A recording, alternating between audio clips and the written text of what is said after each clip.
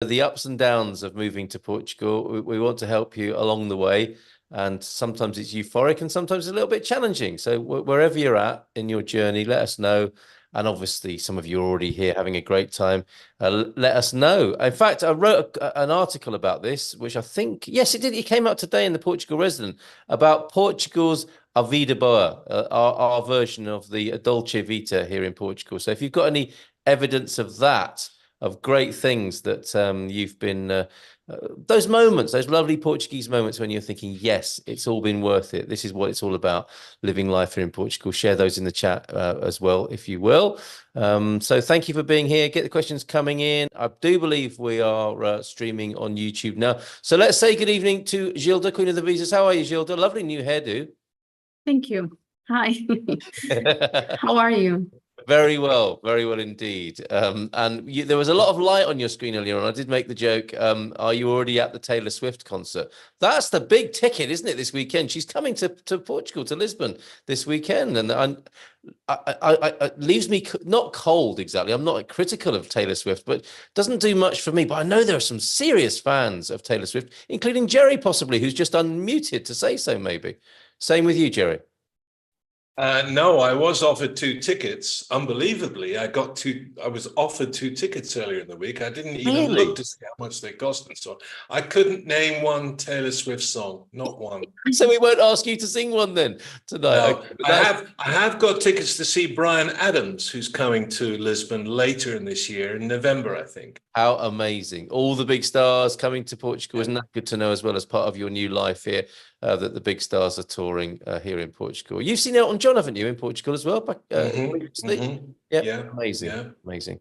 Okay, so yes, Taylor Swift in town at the weekend. Gilda, from the sublime to the ridiculous, or vice versa. What's going on in the world of visas at the moment? I know more pressure has been put on IMA, more messages of support from the other political parties. What's going on over there at the moment? Well, so they are trying to find out a solution with IMA, but they have no green light. Okay. So far. Still work in progress. Yes. Still mounting pressure.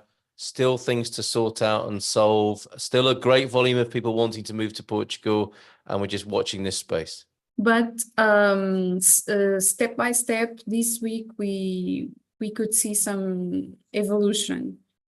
Some cards that were issued and were waiting for a long time to be issued were issued this week. We managed to get some answers to some requests of appointments. Very, very little answers, but still we got something. Oh, well done. Well done. So I think it's only going to get better. Good. Oh, that's lovely to hear. Fantastic. Okay. I hope. I'm an optimistic, so. Very good. Okay, lovely to hear that. But yeah, I mean, still under intense pressure as the authority dealing with migration into Portugal, but perhaps a little bit of light. You get a sense, an intuitive sense of a little bit of light at the end of the tunnel, perhaps there, Gilda. Yes, we'll see. As the team continues to work really hard over at AEI. Gilda is glowing tonight, is one of the first bits of feedback that is coming in from Hank. So thank you for being here, Hank. Thank you. Jerry, Hank also saying Jerry's favorite song, The Summer of '69, when he turned 30. Very good. And some people are flying over from the United States to see Taylor Swift, who we were talking about earlier on. Even factoring in the airfare and hotel, it is cheaper than going to one of her concerts in the United States. That's amazing. I know you could do a quick scouting tour as well while you're here. That's fantastic. Look at things there, that angle of being a Taylor Swift fan. And there's probably a name for that. But I don't know it. Okay, cheers, Tom, for being here. And Phyllis from South Florida, hola, boa noite as well. And Lester, hello from Lisbon. And guess what? Jerry is a Swiftie. No, is that what you call them? He's not a Swiftie. He's made that clear tonight. And for the first time, on this meeting from Coimbra tonight. Debbie, great news. Glad to hear that. How wonderful. Sailed in to Portugal in style on the Queen Mary and now established in Coimbra. That's fantastic news. And I imagine that Lisbon is being overwhelmed by Swifties, Tom Smith says as well. Also here this evening, Nuno Mensch from Winsurance. How are you? Nuno, you're going to be our speaker next Thursday evening. How's it looking in the world of insurance this week? Hello, good evening, everyone. So the world of insurance,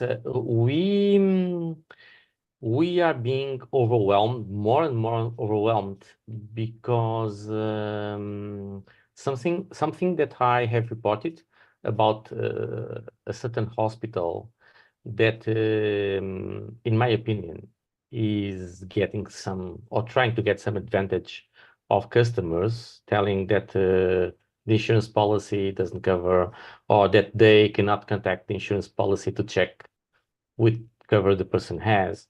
This is spread among almost all private hospitals.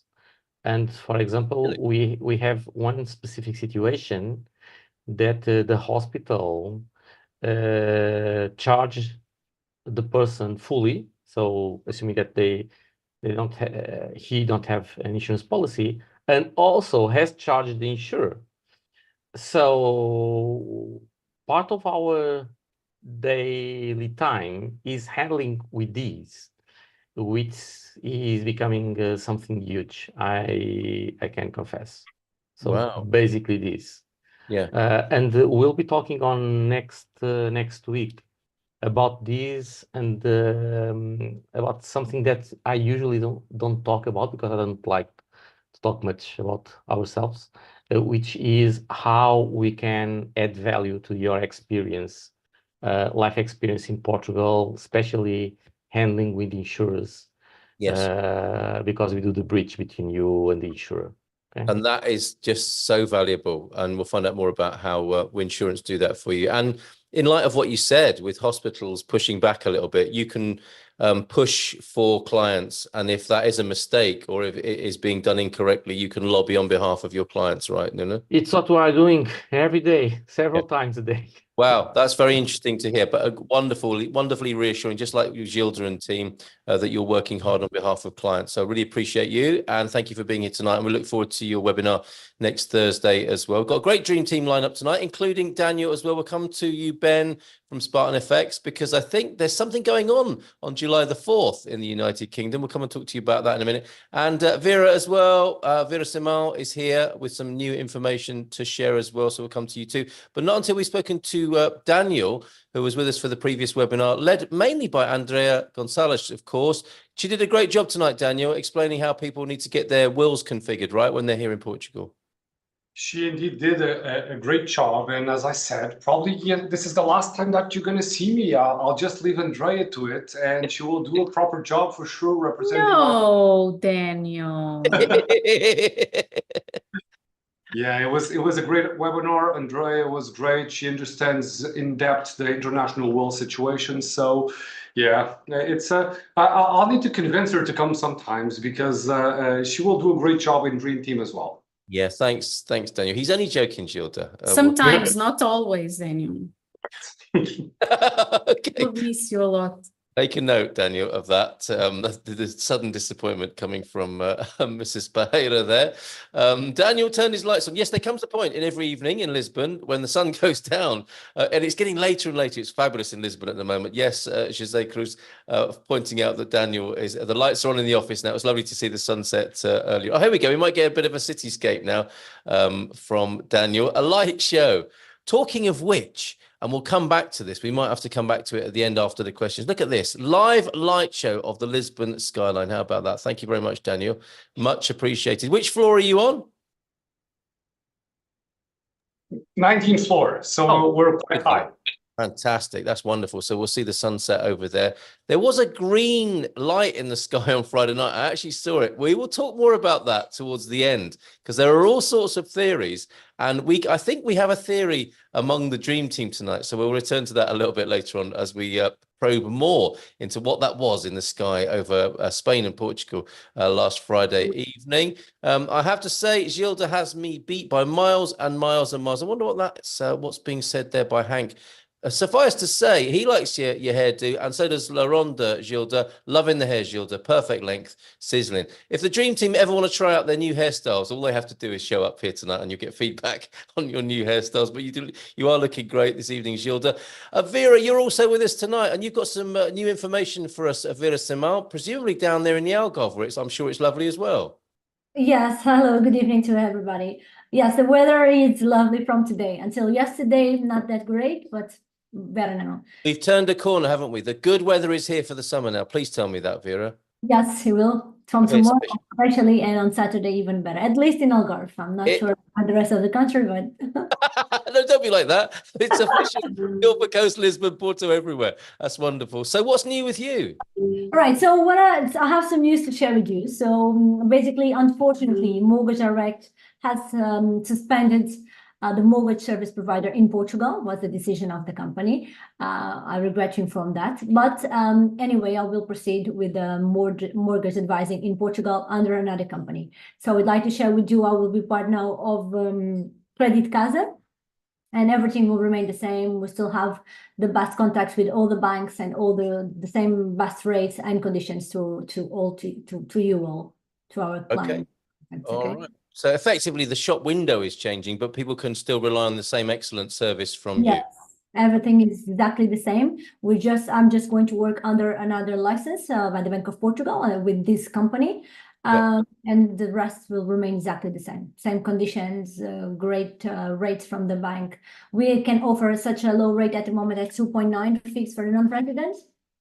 Very good. Great, which is great, yes. All right, thank you for being here. So any questions, obviously, about visas for Gilda, insurance for Nuno, law for Daniel, and mortgages there for Vera, and of course, representing currency tonight, the Prime Minister of the United Kingdom, Ben. Some were hoping things could only get better. Things could only get wetter for Rishi Sunak as he stood on the steps of Downing Street yesterday, got completely soaked to say there was going to be a general election on July the 4th. That's going to have an effect, isn't it, in the currency markets, buying euros from the UK or pound holders? It certainly will. Yeah. July the 4th announced yesterday. Rishi Sunak got very drenched in outside Downing Street. It will be interesting. It's going to be a very interesting campaign. I think at the moment, Labour seem to be ahead in the polls, or they have been for the last year. So I think Rishi Sunak has put himself as the underdog. So it's going to be an interesting 6 weeks. I think typically you tend to find currency tends to falter a little in the lead up to an election. Sometimes after, just the uncertainty of what's going to happen to the country. Is it better the devil you know, or is the grass greener? So it'll be interesting to see what the UK public do. But the first response has been that it's good if you hold pounds and you want to buy euros, as I understand it. So the last 24 hours, the pound has risen a little. In fact, it came off today, but I think a lot of that was initially with some of the inflation data. So inflation has been coming down. Quite interesting how Rishi Sunak called the election just when inflation went down into the I think it was 2.9%. So there's a lot of calls for the Bank of England to start cutting interest rates. Whether they do it straight away, I don't think they will. Inflation still was a little higher than what the markets expected, so that's why the pound kind of rose. But with them calling the election, there was a bit of a boost for sterling, and then today it's retracted a little. So I think you're going to find it very range bound. But I'm sure for most of your clients that are on here, they're probably more interested in what's going on with the dollar and the election. Come November. Yes, everyone's having an election this year. Should we move on and talk about the dollar then? Thanks for that pound update there. And the UK, what's going on US wise? US wise, Euro wise, it's very range bound again. Been stuck at around that kind of 108 level as an average for a few days now. Again, we were expecting interest rate cuts by the Fed. It's looking like they may be a bit slower off the mark potentially compared to the UK and the EU. I think if you look at it the other way around, the UK and the EU were very slow to start hiking rates. They maybe should have done that 6 months earlier than what they did. So potentially they don't want to be slow off the mark to start cutting them. So it's very interesting between the different central banks and their stances.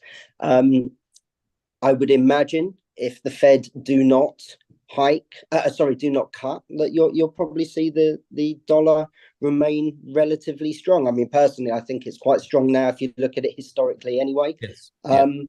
And it will be very interesting to see where it is over the next year. I still get far too many people asking me to get the crystal ball out and predict what's going to happen. But it's always going to happen, Ben. I promise not to do it. There's just too many factors involved. But I always say to my clients, if you need an exchange in the near future, try and capitalize on any gains that you see at that time. So if you see a currency strengthen by 1%, 1.5%, try and act on it, even if you've got the time ahead of you, because it can very quickly retract again. Very good. Thank you for being here tonight, Ben. Any questions about currency? Let's put those to Ben Ronnie tonight from Spartan Effects. And if you want to open an account, and I mean, one of your messages there is to do things sooner rather than later. Don't leave it to the last minute.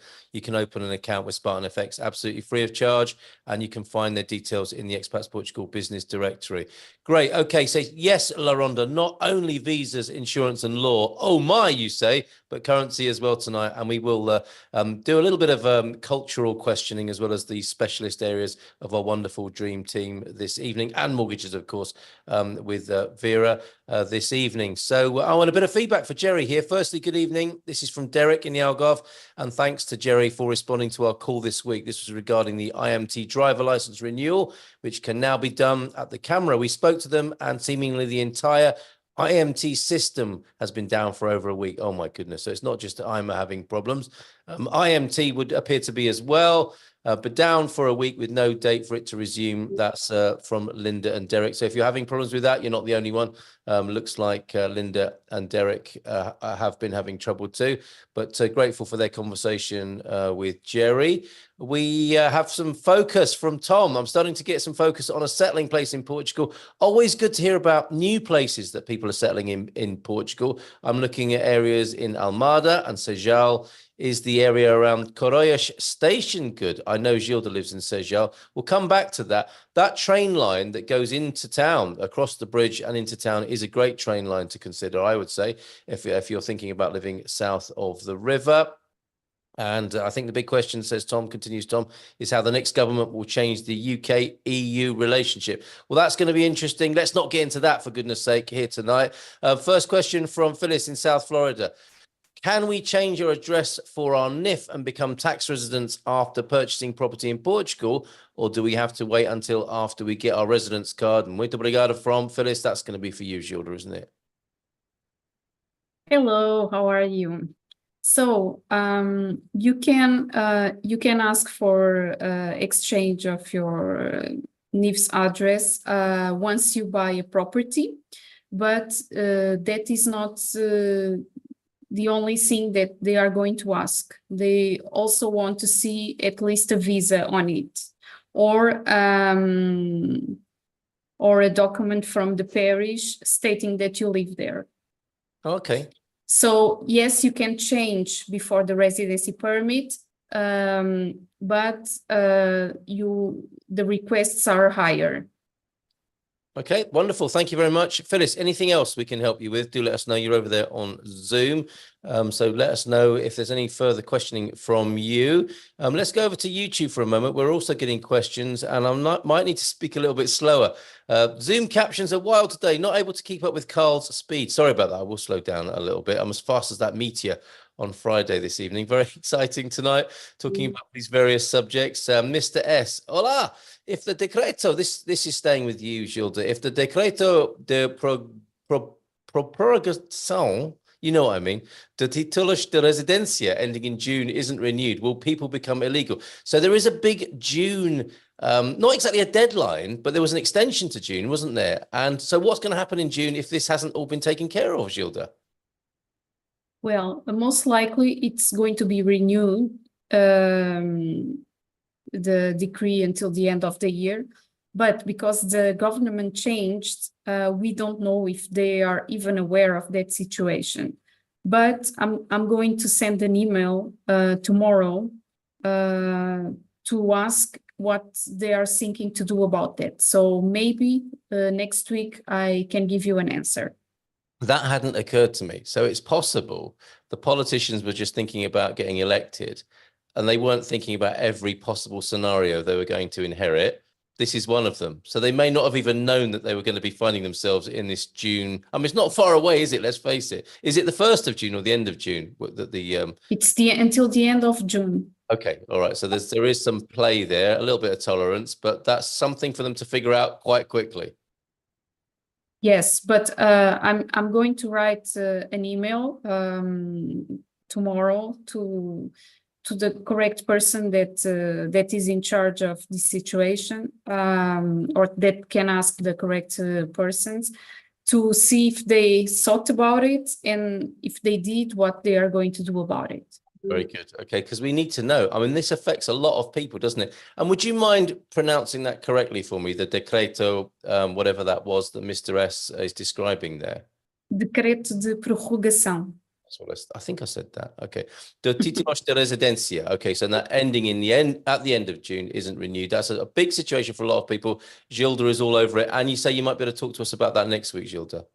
Yes. Okay, and if not next week, because it is a public holiday, the one after. Oh, yeah. Okay. Hi, everyone. What kind of insurance is required when you land in Portugal with a D visa? This is from the Nuno, and before the IMA appointment. That could be Gilda and Nuno on that one. Who wants to take that? The Queen. Deferring to the Queen. Go ahead, Gilda. So you can stay with your travel insurance. That is going to give you some medical cover until you go to the safe appointment where you need to show a health insurance. This is what usually happens. That's why when you apply for the visa in the consulates, they will ask you for 1 year, 1 year travel insurance. Okay, and of course, Nuno can help with most kinds of insurance, and specifically the insurance you're going to need later on in your processes. Could you say more, please, Nuno, about the products you offer in relation to the visas? Yeah, thank you, Gilda. Yes, I think so. Regarding the travel insurance, it is not a common travel insurance. So the Portuguese authorities requires specific coverages, and we have tailored an insurance specifically to fully comply with the authorities' requirements. By now, we have more than 600 applicancies with 100% success. Great. Oh, excellent. And regarding health insurance, we know that there are the Portuguese market is short regarding offer to people over 65 or people with preexisting conditions, but we have options. So just let us know. Fantastic. There you go. That was who was asking that question, but there you go. That's over on YouTube, isn't it? Where we had that question from the Nanu. Of course. Good evening to you. Also, yes. Okay. Well, I'll slow down a bit as you're requesting there. And Mr. S, I didn't understand why my will in the US would be invalid if I were to die here. I made my will in Las Vegas. Now, we had a whole webinar dedicated to that. You might want to watch the replay, but briefly, could you explain, Daniel, why even if you made your will in Las Vegas, when you come over to Portugal, things might be different? Well, the will in Las Vegas will not be invalid for the assets owned in the US and abroad. The international will that we were covering is for assets owned in Portugal. So let's say bank accounts, cars, houses, all the assets that are indeed purchased in the country in Portugal. And if the person doesn't want the Portuguese law to be applicable, then the international will is the right tool. But even with an international will here, the will in Las Vegas will not be null, will not be nullified. So you can have basically both. That's it. Okay, there you go. Hope that helps, Mr. S. Thanks, Daniel. Jose Cruz, the EU has declared that Portugal may be suspended from the Schengen area. Now, we did touch on this, I believe, last week, and that's if they hadn't implemented the new border control system. I think you addressed this, didn't you, Gilda, by the end of July. So there's the end of June deadline for helping people with renewals of their residencies. And the Schengen system problem, although it looks like that's been resolved today, and we've got a link to some Portugal news about that from Hank. So thank you for that. Gilda, would you like to add anything to that? This is another one of the things that's been inherited by the new government, right? And that they're furiously trying to deal with. She can't unmute. Do you need to change the batteries on your keyboard or the mouse? Okay. There you are. I haven't seen this news today, but what I know, so I don't know if the European Union changed opinion, but what I know is that Portugal is supposed to get in place with this new equipment according to all the other Schengen countries, and they. According to last week, when I last spoke with some entities, they didn't even had the company to implement that IT system. So I don't know how it's going to be. Okay, all right. So there is a news link there if you want to follow that, but we shall find out. And it is one of those things, isn't it? It was approved in terms of budget as a spend for the country, but then it fell between two governments by the sound of it, and it looks like that might be resolved quite soon. So that's good news. I think it does look like they are trying to make an impression. The honeymoon period's over, and they're going to have to get on with sorting all of these things out, the new government, and it looks like there is some positive things happening possibly with the new government, which is great news. Lynette, is it possible, let's stay with you, Gilda, is it possible to postpone an IMA appointment? Now, they're gold dust. Preferably, you don't want to be doing that, do you? No, because at this point, first, it's going to be impossible to call them to cancel the appointment. And if you don't show up, it's going to be bad for you. And then if you are able to cancel, or if you don't show up, it's going to be very difficult to reschedule. Okay. At this point, because they are not taking the phone calls and they are not answering the emails. So before it became so difficult, people were able to rearrange, but yes, it's just impossible to do so and not advisable to do so at the moment. Exactly. Okay, let's stay with IMA and appointments. Debbie in Coimbra. And I underline that, Debbie in Coimbra, everybody. My IMA appointment is in a city far away. It sounds like the beginning of a Star Trek episode, doesn't it? Or Star Wars. In a city far away, and I'm just going to get a hotel room the night before instead of rescheduling. I don't want to take any chances. So not a question there, but that sounds exactly. like a really good solution, doesn't it? Yeah. Okay. And has that changed at all? We hear of, Debbie's in Coimbra. Might turn out that she's got a Braga appointment or something like that. Is that still going on? Are people being sent to all the four corners of the country? Yes, it is. They just, when they give the appointments, 90% of the times they choose a random city. They are randomly assigned, allotted. Mm-hmm. It's in Espinho, which is a nice place to go to be fair. And most people do make a day or two of it. If you have to go and have an appointment, why not make the most of it and enjoy that new part of Portugal?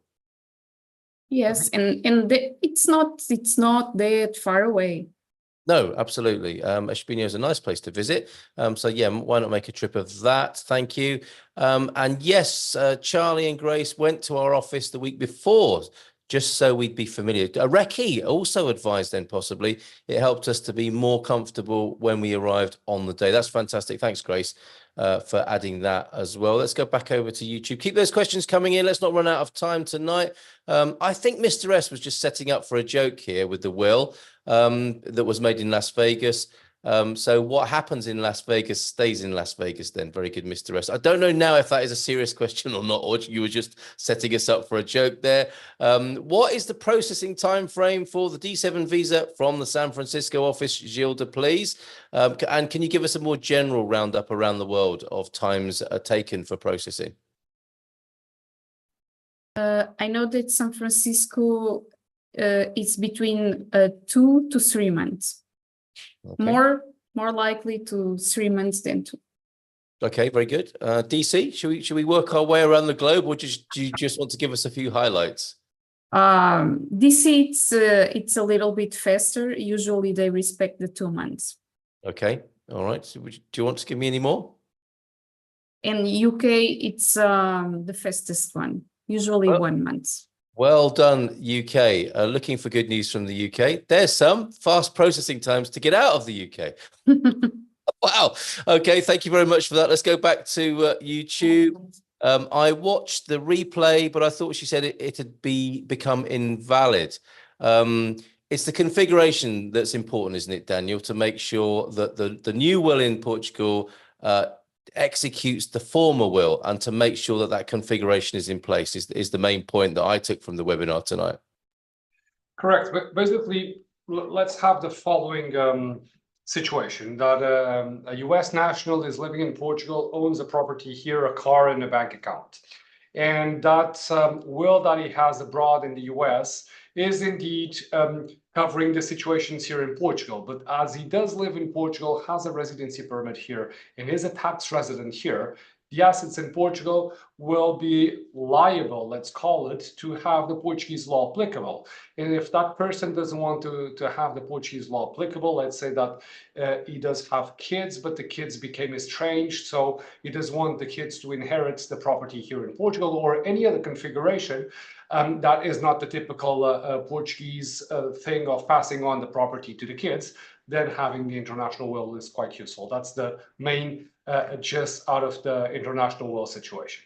Thank you. And you can take care of all of that, of course. Find Teresa Pelicano in the business directory. Espino is getting a lot of love tonight, so I think you're going to have a great time there, Debbie, when you visit, and turn that into a bit of a trip, as well as having your IMA meeting.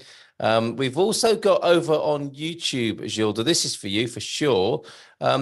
Holly C, somebody new over on YouTube, on our YouTube channel, Expats Portugal. Have you any recommendations for someone to help me find housing for the D7 visa? How are things going over at Casa Portuguesa at the moment? Yes, of course, we can help you with that, with our sister company, Casa Portuguesa. Did I say Casa Portuguesa? You did. Casa Portuguesa. Yeah, so why is that funny or different? Because I said it's half Portuguese, half English. Wow. Okay. I'm really pleased when I do that. Okay. So yes, we can help you. You can drop us an email and we'll get in touch with you. Okay, that's Casa Portuguesa. Australia processing time. Let's stay with you on that. Oh, it's taking long, 3 to 5 months. Wow. Okay. So slightly longer times for Tim, who asked that question. And is that general across Australia at the various offices? Yes. Okay. I think Sydney, we have more from Sydney, and yes, it's that time. All right. Thank you very much for that. Yeah, it wasn't actually Las Vegas. It was Massachusetts. But I think that's answered your question now, Mr. S. Glad to be part of your joke setup there. A couple of bits of news from the now new. The president wants to speed up the immigration process. Portugal got 2 more months to comply with the Schengen requirement, and 3, some people were able to renew residency cards online. Well, we'll take your word for that. I mean, what view do you have on the president's influence in this, Gilda? Would you agree? Has the president stepped in and asked for the immigration processes to be sped up here in Portugal? I think it wasn't the president, it was the social media and all the pressure that has been done for that. Okay, and thanks for the other bits of news there, the Nano, appreciate that. For the D7 visa, Holly C is asking, if you don't have passive income and if I have large amounts of savings and retirement accounts, will I have a chance of being approved? No, you need to show, this is one of the most common questions about the D7. You need to show that you are going to have a steady income every month.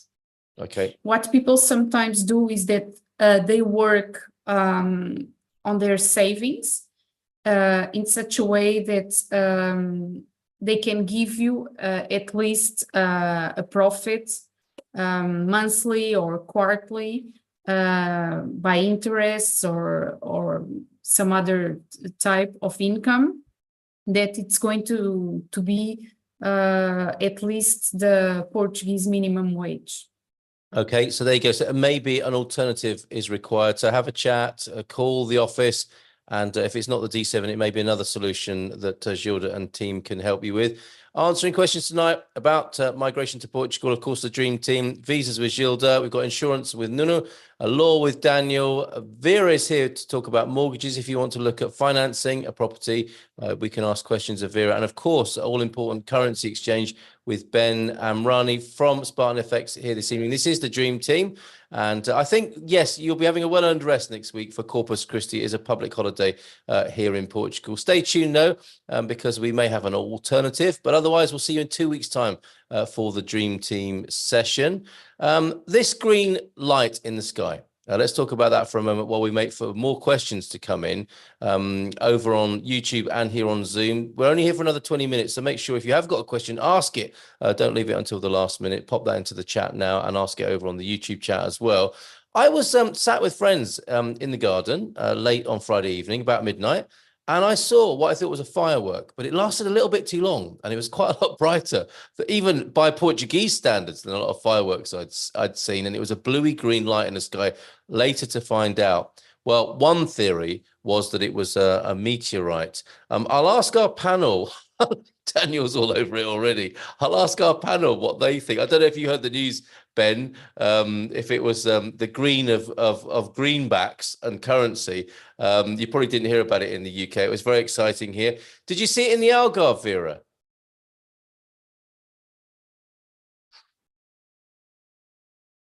Oh, we need you unmuted there, Vera.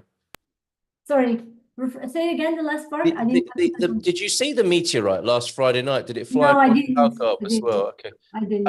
And are you happy with the theory that it's a meteorite? To be honest with you, I work so much, I didn't have the time to look at it. Bless you. That's the right answer, isn't it? Working so hard on financing that we haven't got time to look up in the sky at meteorites. Thank you very much, Vera, for that. Gilda, what did you make of it? I was sleeping because I also work a lot, so I haven't seen anything. Wow. Okay. Only in the news and social media. Jerry. But yes, I don't have reasons to doubt it was another thing. A meteorite. Okay. Anything other than a meteorite or asteroid. Jerry, Tamar, the night skies there are very beautiful. Very good for stargazing. No, I like Gilda. I was also sleeping. Not with Gilda, I hasten to add.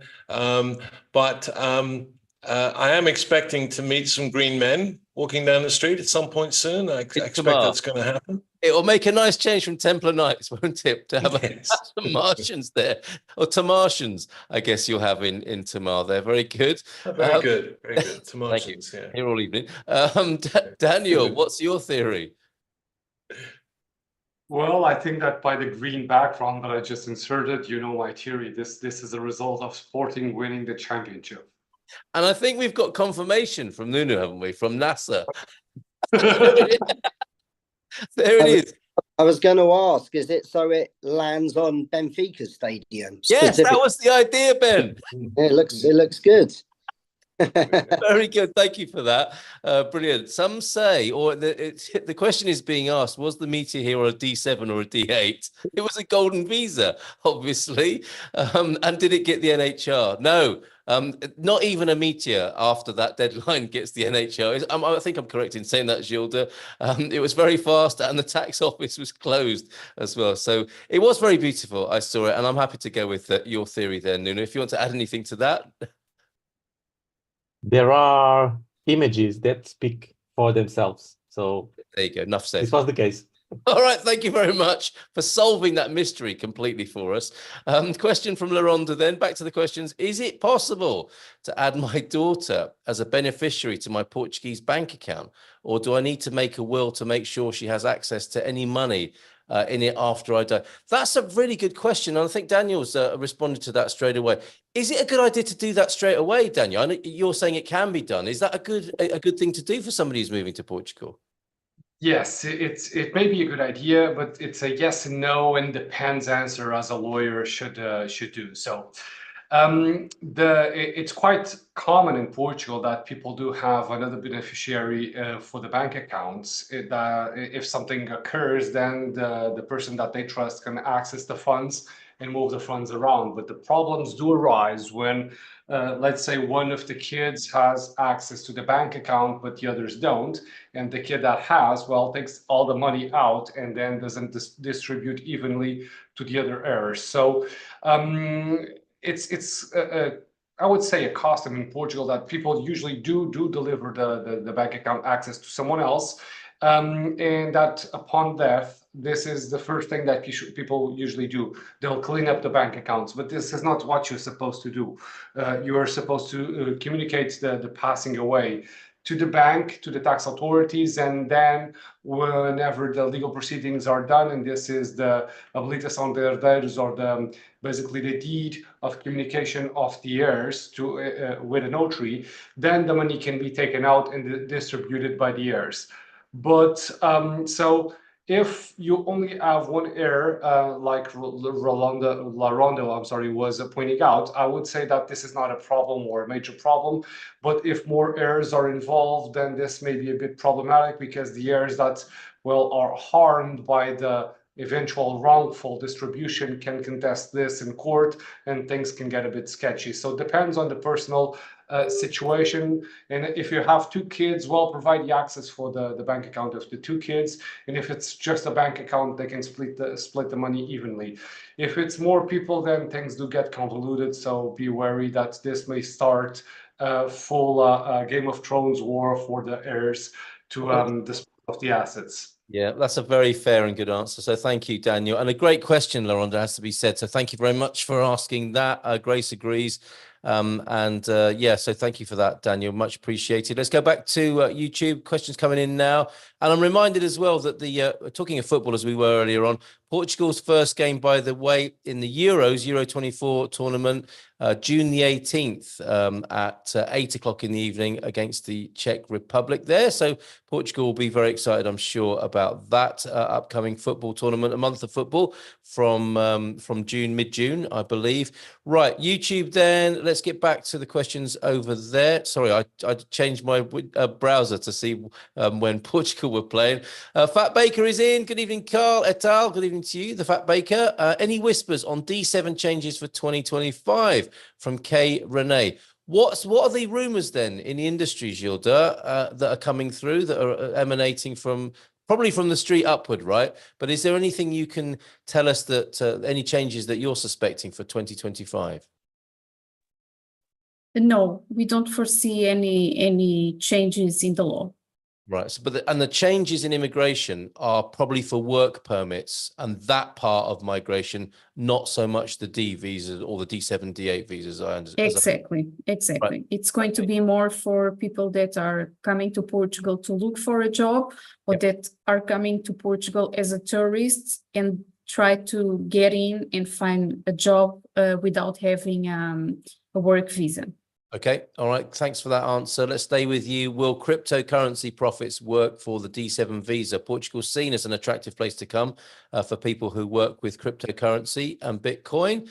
Base Kicks is answering that. So can cryptocurrency profit work for the D7 as passive income? Well, we did some process with that, but now they are getting more demanding with the cryptocurrencies. So it's a matter of analyzing how much and how do you have, and how you can manage to show that you get a steady income with it. Okay, so it's almost like a compliance issue to make sure that that is a true and steady passive income. Yes. Okay, and do the tax advantages remain, do you know, for cryptocurrency? Because that it was an attractive place to come, wasn't it, Portugal, for people working in that area? Yes, and I believe it still is. I don't recall that they made any change about it. Base Kicks might be able to answer that for us. Thanks, Gilda, for that. We're staying with you, Michael I.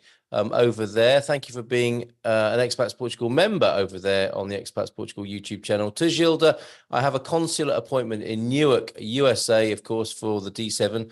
By your estimate, when can I get a residency card at the end? The appointment is in May. So, I mean, I guess there's a theoretical answer and then there's an actual answer, isn't there, to that question? If the appointment is in May, when he can expect the residency card? Okay, so if the appointment is in May, probably you will get your visa by July. Probably you will get your appointment by November. Okay. And your residency permit December. Thank you, Gilda, for that. That's for Michael I. Back to Holly C, who's with us over on YouTube. Since I do not qualify for the new NHR requirements, as in there aren't any NHR requirements anymore, will my US income brokerage account and retirement accounts be taxed at the same rates as a Portuguese citizen? Can you answer that for us, Gilda? First, I have to correct, because there is still NHR. Ah, forgive me. Yes, but it's a very for only highly qualified people and for certain patterns. So it's not that the NHR it's gone for good. But for most of the foreigners that are coming to Portugal, yes, it came to an end. Okay, and having that said, what was the question? Yeah, thank you for the correction on that. I appreciate that, and forgive me. Since I do not qualify for the new NHR requirements, yes, okay, the system is there, but Holly doesn't qualify for that. Will my US income, brokerage account, and retirement accounts be taxed at the same rates as a Portuguese citizen would pay? Yes and no. Yes, because when you declare all your income in Portugal, they are going to see what is the tax rate that you should be taxed if that income was from Portugal. So they are going to apply, for instance, 25 tax rates on your income. But if you have paid 20% of personal income in the USA, they are only going to to apply you the tax the difference of the tax rates, so 5%. Okay, back to Zoom, and we will come back to YouTube, but Zoom first and foremost. If I have submitted my visa application, can I live in Portugal while I wait for the approval? Because I will have a rental contract when I applied. Of course you will, Tim. That's in Australia. So how do you answer that, Gilda? Yes, you can, but there are two things that you need to keep in mind. Is that you need to monitor it when your visa is going to be issued, so that you can plan your trip back to collect your visa. Because there is no other way to collect your visa than going in person to the consulate.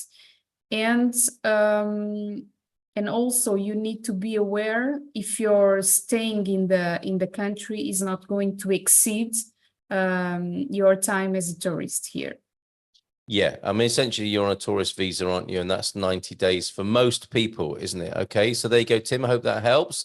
Also for Gilda from Grace on Zoom here. Somehow I keep forgetting to ask this. We have passive rental income from the US with the NHR, which we have been granted. Excellent. Good for you, Grace. Is there a standard rate of tax for that income on rental income in the US, Gilda? Or is that more for like a financial advisor and taxation? No, if I understood the question right, Yep. if she gets passive income from a rental Yep. and she pays the taxes in the US Yep. or the home country, she was granted with the NHR, so she's not going to pay anything in Portugal, although she needs to declare it. Yes, so you got to declare it, but that may well have made your evening, Grace. A big relief there, I'm sure. That's great. Thanks, Gilda, for that. Hank adding, we have friends who do that. I think that's referring to what you're suggesting, Tim, but you're on a visitor's visa, as Gilda said there. Back to Zoom then in the last few minutes of the Dream Team session tonight.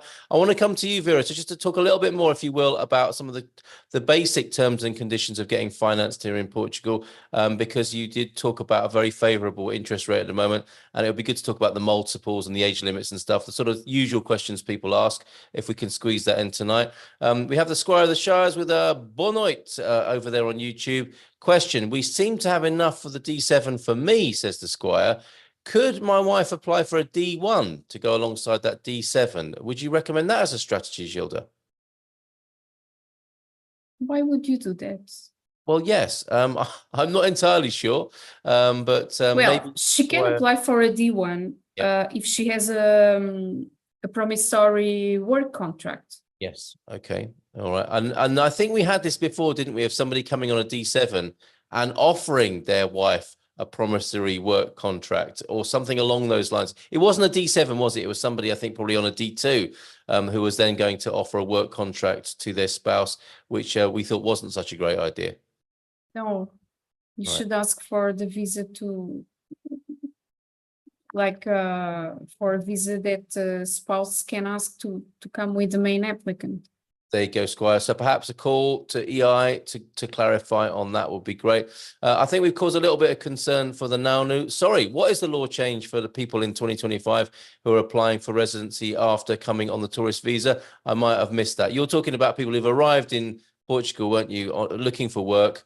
And that's where changes might occur. But we don't know what those changes might be. We just know that that is an area of interest for the government to sort out because it is a bit messy, right? Yes, it is.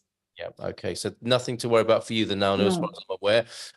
Squire continues then on this D7, D1 combo. We have the savings, but she doesn't have the passive income. What do you make of that? But Gilda? if you do have the passive income, she doesn't need to have. Okay. All right. It sounds like a cool. If you are married and you have the passive income and the savings, and even if she doesn't have the passive income, you can both apply for the D7. Yeah. Or you apply for as a main applicant and she applies as the secondary applicant. Yes. Yeah. Yeah. Okay. So there you go, Squire. Then another relief possibly in the community tonight. Ricardo, a new name, I think, over on YouTube. Is anyone being able to get the new NHR 2.0? Now, of course, I said it was over. So there are certain classifications of the NHR that are still running, which I think Ricardo is referring to as NHR 2.0, and also calls it the TISRI by opening a startup in Portugal. Are the rules already specified? Can you say any more about that, the NHR for that kind of entry and setting up a startup in Portugal, Gilda? I don't know if they already had the regulation, but if they didn't, they will grant, you can ask for the NHR, and then they will check if, well, according to the law, of course, we need to check if it's according to the law. And then if it's not going to comply for the regulation, which I don't know if it's already out or not, They will make like a supervision on that. Okay, all right. So there you go. I think that just about does it on the questions. I want to ask you about Corpus Christi, given that that is a public holiday that's coming up, and how we should go about honouring that. Oh, before we do, LaRonda was questioning a dependent, Grace answering that, accompanying family member. I have the D7 because the source of our passive income is in my name. And yeah, spouse is the accompanying family member. Very good. Thanks for that clarification, Grace. Thank you, Dream Team. Oh, yeah, I was going to go to Vera. Vera, can you quickly give us the basic criteria? Obviously, it will depend on particular circumstances, but can you give us a rough outline on how things are financed here in Portugal, mortgage-wise? What exactly do you need to know? You were talking about the interest rate, yeah. And if you give I mean, questions that come up on a regular basis are age limits, aren't they? That's a good one that we might address. So I guess your frequently asked questions, your FAQs when it comes to mortgages. Well, regarding the question of the age, maximum age up to 75, yeah. Yep. And some banks, imagine if you're moving to Portugal permanently, let's say this will become your main residence. Some banks can go up to 80 if it's your main residence. Excellent. Okay.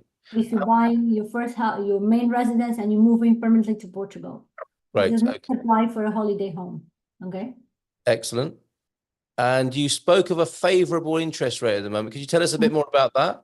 Sure. So the lowest, what I do is I'm a mortgage advisor, so I do know from all the banks what can be the best rates at the moment and the best conditions. So based on that information, I can share with you that the lowest in the market in Portugal at the moment is 2.9 fixed rate in 5 years for a non-resident. Okay, excellent stuff. And your details, I suggest you share in the chat here and can be found in the Expats Portugal business directory as well. Thank you for being here tonight, Vera. Ben, before we say goodnight to you, people can open up a Spartan FX currency account, an FX account with you free of charge.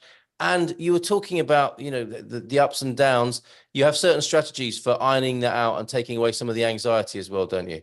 Yeah, we can help clients hedge their positions. They can put limit orders in the market. They can put the opposite, stop losses, to stop rates going against them too much. So there's lots of different options. And if we speak to them, we understand what someone's requirements are, their aspect of risk that they're prepared to take, we can work with them to try and help them. So yeah, they can register with us free of charge.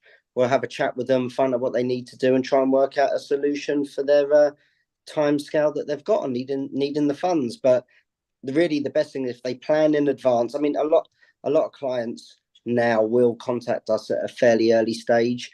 So we try and work with them to try and maximize it. But if clients are thinking of leaving it till they found a property or moved over there, they've just got a lot more options if they've got any cash available to look at things in advance, really. Cheers, Ben. Thanks for being here tonight. Find Spartan FX in the Expats Portugal business directory.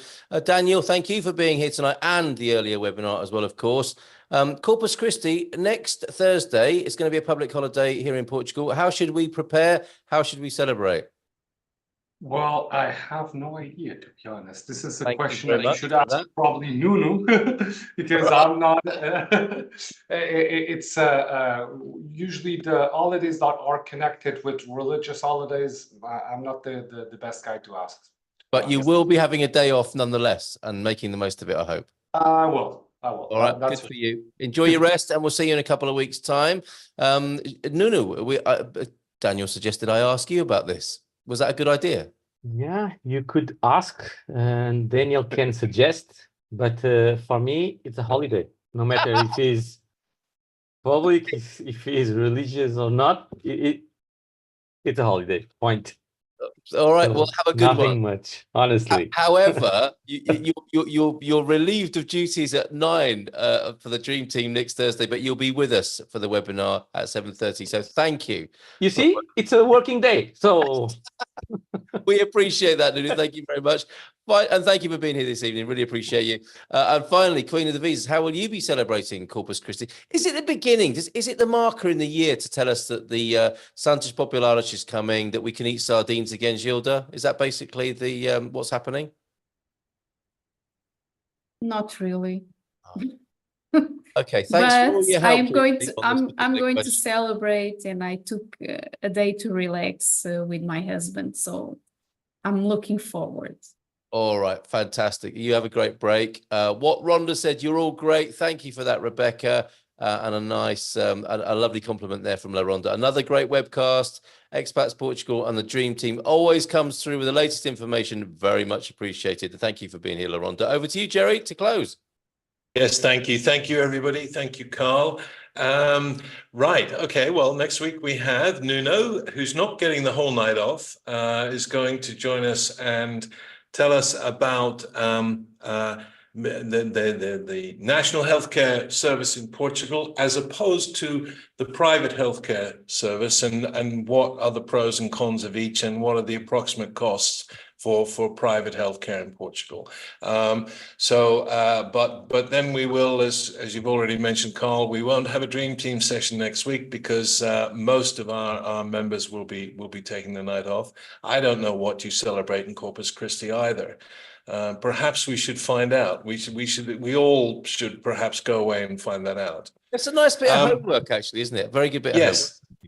Yes. And then I also wanted to mention that I forgot to mention earlier that on the 1st of June, on Saturday, I think it's Saturday, the 1st of June, we'll have an online social with Hank and Connie, always popular. Even though Hank is there managing the IT, we still somehow manage to get through week in, week out. And then even better than that, I think on the 19th of June, Hank and Connie are hosting another meetup in Porto on Wednesday afternoon, the 19th of June, starting at about 4 p.m. So those are the upcoming events. Fantastic. EP Connect coming soon as well. Keep your eye on. And EP Connect is coming soon. Astrid likes to call it the romance part of our site. I'm not so sure about that. But we'll see what happens. Who knows? After discussing wills earlier, we might have a lot of people needing to get married, including you and I, Carl. By the So romantic, yes. Fantastic. Cheers, Jerry. Thank you, Dream Team. Thanks, Expats Portugal. Thank you. And everybody on YouTube as well. Have a great rest of evening, and we'll see you soon. Enjoy your holiday next week, Dream Teamers. Bye for now. Ciao, ciao.